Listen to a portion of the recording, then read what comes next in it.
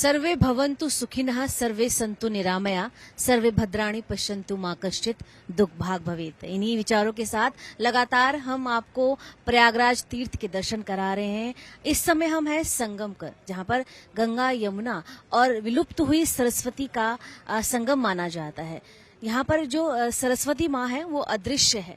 गंगा माँ से जुड़े अनेकों कार्य यहाँ पर किए जा रहे हैं। अपने इस कार्यक्रम के जरिए हम आपको जानकारी देंगे। इस समय हम जिनके साथ मौजूद हैं वो नदी संवाद के संयोजक हैं जीवकांत जी। जानेंगे उनसे गंगा नदी के बारे में, लेकिन उससे पहले जानेंगे महाकुंभ के बारे में। जी, जय श्री राम। जय श्री राम जी।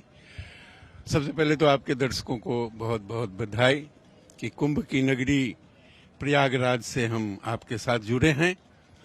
देखिए, कुंभ जो यहाँ पे लगता था, सदा से कहा गया है कि गंगा जी ज्ञान की नदी है, जमुना जी प्रेम की नदी है और सरस्वती माता की जो स्रोत है उससे संसार के लिए जो निर्माण की विधि बनता है वो ब्रह्म के द्वारा होता है। अब ज्ञान और प्रेम, इसी से तो संसार चलेगा।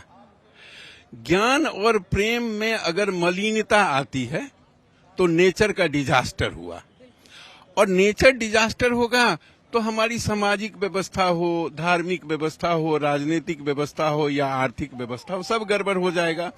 इसके लिए 12 वर्ष के बाद कुंभ क्षेत्र में, जहां गंगा जमुना सरस्वती का मिलन है, इसे आध्यात्मिक में ईरा पिंगला सुषमना नारी भी कहा जाता है। शिवनेत्र की धरती है जहां से प्रकाश की उत्पत्ति होती है।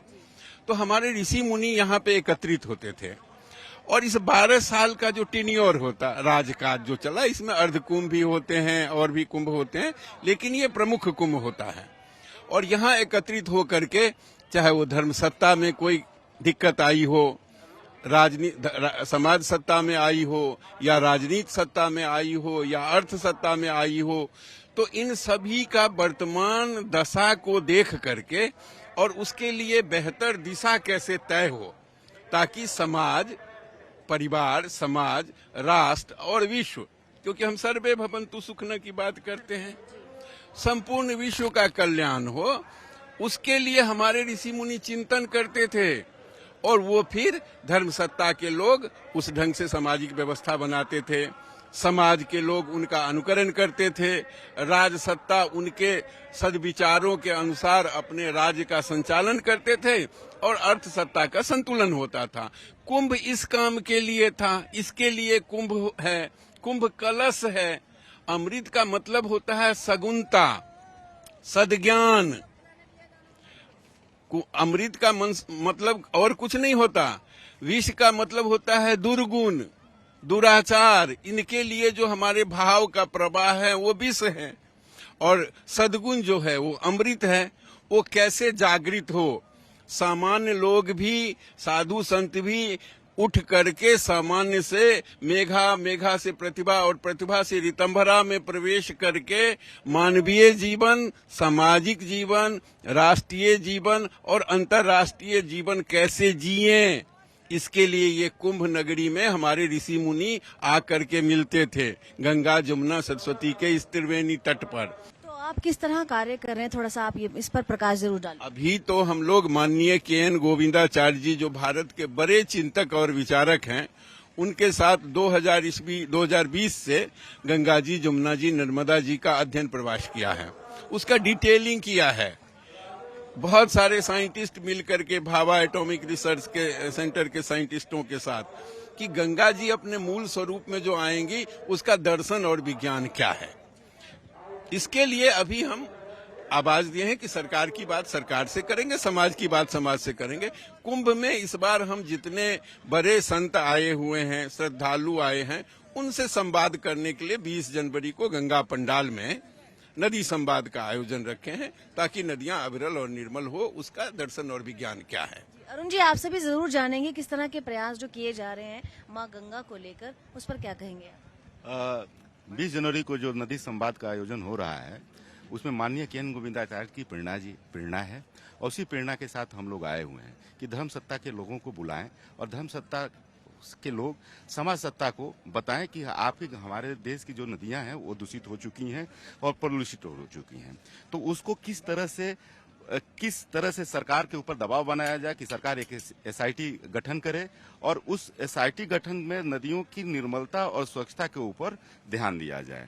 यही हम लोगों का मेन उद्देश्य है। हमारा जो प्रयास है माँ गंगा को लेकर वही आपका भी प्रयास है, लेकिन अभी चल रहा है महापर्व, सनातन का सबसे बड़ा महापर्व जिसे हम महाकुंभ कहते हैं। 144 वर्षों बाद ये संयोग आया, उस पर क्या कहेंगे आप? नहीं, 144 वर्ष के बाद तो आया है, लेकिन ये तो 2025 है। तो 2000 ईस्वी का जो टेन्योर चल रहा है शताब्दी का, हर कालखंड का एक शताब्दी होता है। उसमें 25वां वर्ष चाहे मनुष्य का जीवन हो या वर्ष का हो, वो महत्वपूर्ण होता है। यहाँ से वैचारिक पैराडाइम शिफ्ट करेगा, क्योंकि बेसिक होता है फिलॉसफी, वो विचारों में है। तो मनसा वाचा और कर्मणा, तो मन और वचन से हम यहाँ संकल्प लें ताकि आगे फिर हम कर्म के तरफ बढ़ें। इसके लिए सूत्र है, वो सूत्र ये है कि ब्रह्म का शुद्ध स्वरूप जब रचना करेगा, यानी किसी सब्जेक्ट के कैरेक्टर की जो प्योरिटी होती है उस पे जब आप फिलॉसफी तैयार करेंगे और उसको वचन में भी कहेंगे और कर्म में भी प्रस्फुटित करेंगे तो निर्माण स्वच्छ होकर के आएगा। यही रामराज हुआ। रामराज का मतलब क्या है?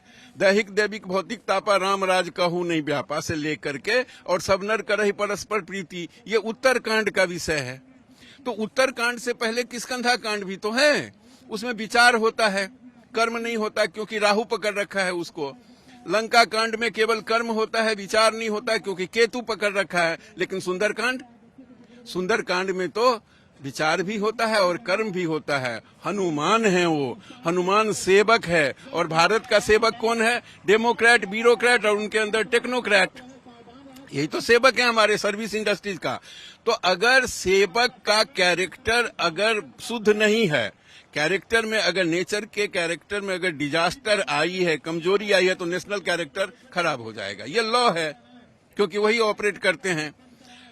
धर्म सत्ता से हम लोग इसलिए बात कर रहे हैं कि भारत जो सोने का देश कहा जाता था चिड़िया है, या पूरा विश्व गुरु का मतलब होता है इंटरनेशनल ग्रेविटी को सपोर्ट देना, उसको बताना। गुरु का मतलब होता है ग्रेविटी, अंधकार से प्रकाश की तरफ ले जाएगा। तो गुरु तो चोर का भी होता है, लेकिन सतगुरु चोर का नहीं हो सकता। सतगुरु तो सत्य पर आधारित होगा, सारी बात निष्ठा पे, संस्कार पे, सदाचार पे। भारत का ये जो क्षेत्र है गंगा जी जमुना जी का, यहाँ कुंभ इसलिए लगता है कि गंगा मैया और जमुना मैया भारत का प्राण है। और अगर प्राण ही दूषित हो जाए, ये ब्रेन की नसें हैं, ब्रह्म द्रव्य की नदी है माँ गंगा। जो भारत के साधु संत समाज के लोग, राजनीति के लोग अगर अपने ब्रह्म द्रव्य की रक्षा करने में, उनकी अविरलता और निर्मलता करने में सामर्थ्य नहीं रख पा रहे हैं, वो ब्रह्म तत्व की रक्षा नहीं कर सकते। तो फिर कुंभ में इतने जो हमारे संत महात्मा आए हैं वो ब्रह्म तत्व की बात कर रहे हैं और ब्रह्म द्रव्य भी नहीं ठीक हो रहा है। ये सब बातें हैं, इस पे संवाद। अंत में क्या कहना चाहेंगे? अंत में मैं सिर्फ इतना कहना चाहता हूँ कि यहाँ कुंभ से हम सभी महामंडलेश्वर, आचार्य महामंडलेश्वर, जगत गुरु, सतगुरु, पूज्य शंकराचार्य, जितने भी धर्म ध्वज लेकर चलने वाले हमारे महापुरुष हैं, वो सरकार को और समाज को कहें कि आप जो है गंगा जी जमुना जी की अविरलता और निर्मलता को बनाएं। क्यों? क्योंकि भारत तभी आगे बढ़ पाएगा जब धर्म सत्ता, समाज सत्ता, राजनीति सत्ता और अर्थ सत्ता, इस सीक्वेंस में हमारी व्यवस्थाएं आएगी। अभी वो व्यवस्था थोड़ा डिस्टर्ब हो गया है। हम गंगा मैया के बीच में उनके गोद में हैं, सूर्य भगवान की बेटी हैं जमुना जी, और उनके भाई हैं शनिदेव और यमराज। वो भी तो होंगे, वो भी तो देख रहे होंगे। अगर आस्था से ही देखें तो सूर्य को आस्था से हम देखते हैं ना, तो उनकी बेटी के साथ क्या हो रहा है? गंगा मैया की पुत्र थे भीष्म, लेकिन उस समय की स्थिति को देखिएगा आप।